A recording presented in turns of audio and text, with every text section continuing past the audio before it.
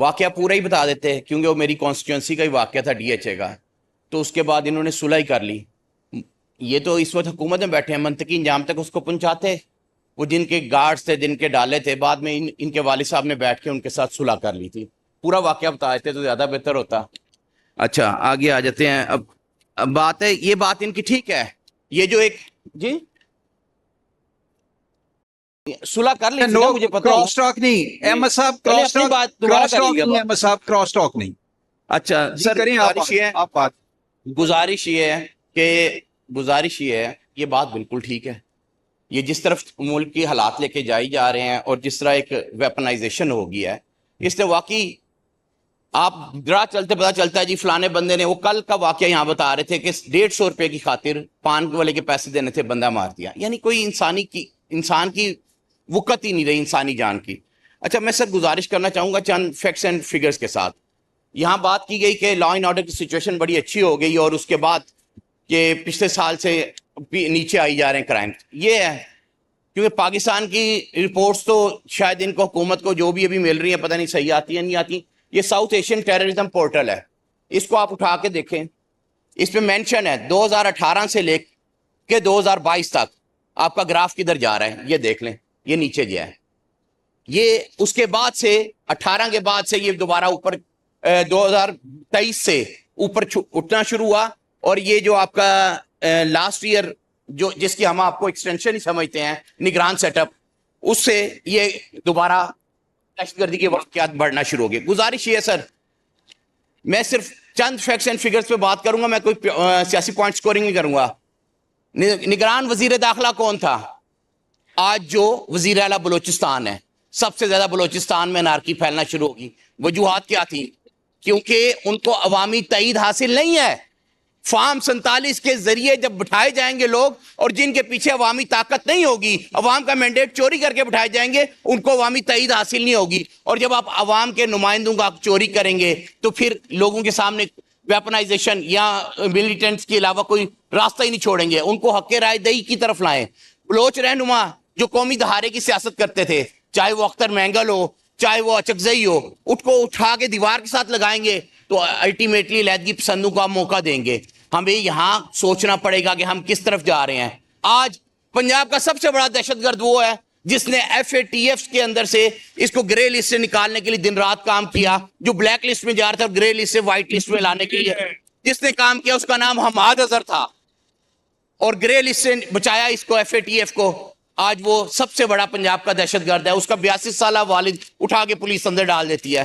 آج ابھی بات ہو رہی تھی یہاں ماڈل ٹاؤن کی, ماڈل ٹاؤن سے یہ ابھی اپوزیشن لیڈر صاحب نے فرمایا 6 پولیس اہلکار ایک ڈاکٹر کو اٹھاتے ہیں اور وہاں جا کے گجو متے کے پاس جا کے اس سے کیا کرتے ہیں, اس کے گھر والوں کو فون کرتے ہیں اور بھتہ لے کے اس کو چھوڑ دیتے ہیں.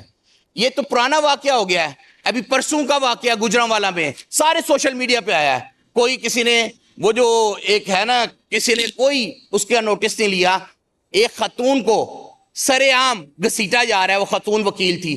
بعد میں جی آ کے ایک SSP صاحب فرماتے ہیں کہ جی اس کا بھائی ڈکیت تھا اس لیے ہم اس کو پکڑنے گئے تو خاتون نے مزاحمت کی. اس لیے اگر اس نے مزاحمت کی, ان کی سٹوری صحیح بھی ہوتی, پھر بھی کون سا معاشرہ یا کون سا قانون آپ کو اجازت دیتا ہے کہ آپ خاتون کو سر بازار گھسیٹیں.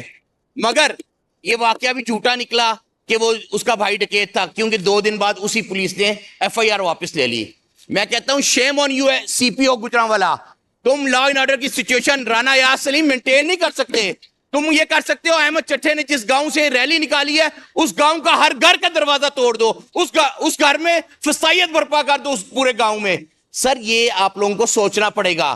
آج سب سے بڑے یہ جو اب ہم دہشت گردی کی بات کرتے ہیں, ایک دور تھا لوگوں میں خوف و ہراس ہوتا تھا 780 کا پرچہ ہو جائے گا. اب کیا ہے, اب پتہ کریں یہاں جتنے بیٹھے ہوئے سارے دہشت گرد ہیں. کوئی 30-40 درجنوں کیس دہشت گردی کے لے کے بیٹھے ہیں. سر گزارش یہ ہے کہ ابھی احمد اقبال صاحب فرما رہے تھے جی وائنڈ اپ کر رہا ہوں سر, میں میرے ساتھی کلیگ بھی مجھے ٹائم دے دیں گے. اچھا گزارش یہ ہے, ابھی یہاں بات کر رہے تھے کہ کو ہو گیا 9 مئی. جب آپ کے پاس کوئی بیانیہ نہیں, آپ نے 9 مئی کی چھتر چھایا کے نیچے چھپنے کی کوشش کرنی ہے. اس ملک کا سب سے بڑا جو حادثہ ہوا تھا نا, جب سٹنگ آرمی چیف کا طیارہ اغوا کر کے کوشش کی گئی کہ اس کو انڈیا میں لینڈ کرا دیا جائے, وہ اس ملک کا سب سے بڑا کو تھا. اس ملک کا سب سے بڑا وہ تھا جب اس ملک کی سب سے بڑی اعلی عدلیہ سپریم کورٹ پہ حملہ کر کے چیف جسٹس کو بھگا کے اپنی مرضی کے فیصلے لیے گئے. وہ اس طریقے کا شرمناک واقعہ ہے جس کے بانی اور موجود اس طرف بیٹھے ہوئے ہیں. اب آ جائیں بات لا اینڈ آرڈر کی سچویشن پہ. سر لا اینڈ آرڈر کی سچویشن یہ ہے کہ آپ اگر چاہتے ہیں, ابھی منگلا کے قریب پنجاب میں ہی آتا ہے, منگلا سے ادھر آپ چلے جائیں میرپور اور کشمیر کے بارڈر پہ, آزاد کشمیر کے, ایک عالم دین کا قتل ہو گیا, وہ شہید کر دیے گئے. گزارش یہ ہے, یہ جو آگ لگی ہے نا, یہ بلوچستان یا ٹرائبل ایریا آف فاٹا جس کو ہم پہلے کہتے تھے اور جو کے پی میں نظام ہو گئی, ادھر نہیں رہے گی. یہ 2000 کے واقعات کی طرح آپ کے پنجاب میں داخل ہونا شروع ہو گئی ہے. اس کے لیے کرنا کیا پڑے گا؟ اس کے لیے قومی کنسنسس کرنا پڑے گا. اور جب آپ کو قومی کنسنسس کرنا ہے تو جو سب سے زیادہ پاپولر لیڈر جس کے پیچھے 94% عوام کھڑی ہے, اس کو بیچ میں بٹھا کے آپ فیصلہ کریں گے تو عوامی تائید حاصل ہوگی. آج سر سمیع اللہ صاحب بات کر لینے دیں پلیز. میرے ساتھی کلی کی ایک کی میں باری لے رہا ہوں, وہ مجھے دے گا 5 منٹ. سر دے دیں بات. نہیں وائنڈ اپ کریں. سر کر رہا ہوں وائنڈ اپ. سر ادھر بہت لمبی تقریر ہے, 2 منٹ کر لینے دیں. میں تو اتنے عرصے بعد آج بولنے لگا ہوں. لاسٹ آپ اپنا پوائنٹ کر لیں, لاسٹ پوائنٹ. سر اگلا رضی اللہ خان صاحب کا وہ نہیں کریں گے, میں کر دوں 5 منٹ ان کے بھی دے دیں. اس طرح نہیں ہوتا کہ وہ 4 لوگ مل کے آپ کو ٹائم دے دیں, ایسے نہیں ہے. آپ اپنی بات کر لیں, وائنڈ اپ کر لیں. سن لیں. ابھی ایک کیمرہ سیشن بلایا گیا, وہ بڑا امپورٹنٹ سیشن تھا. اس سیشن کی آپ سیریسنس دیکھیں. آپ کے ملک کا وزیر داخلہ محسن نقوی اس میں بیٹھا نہیں. بڑا امپورٹنٹ سیشن تھا. وزیر اعظم 3 دفعہ رہے ہیں, نواز شریف صاحب, وہ تو آزاد تھے نا, وہ بھی نہیں بیٹھے. جو بندہ بیٹھنا چاہتا تھا اور اس ملک کے لیے کچھ کرنا چاہتا تھا, یہاں اگر کسی کا بندہ کوئی ایک قتل ہو جائے, کوئی مرڈر ہو جائے یا کوئی فوت ہی ہو جائے تو جیل سے بیٹھے ہوئے پیرول پہ رہائی ہوتی ہے. آج میرا پاکستان کا ہر صوبہ خون سے رس رہا ہے. یہ پاکستان کا ایک انگ خون میں لت پت ہو رہا ہے. عمران خان کو اگر آپ پیرول پہ لے آتے, ادھر بیٹھتے, کوئی قومی ڈائلاگ ہوتا, کوئی قومی کنسنسس ڈیولپ ہوتا تاکہ کوئی آگے کا راستہ بنتا.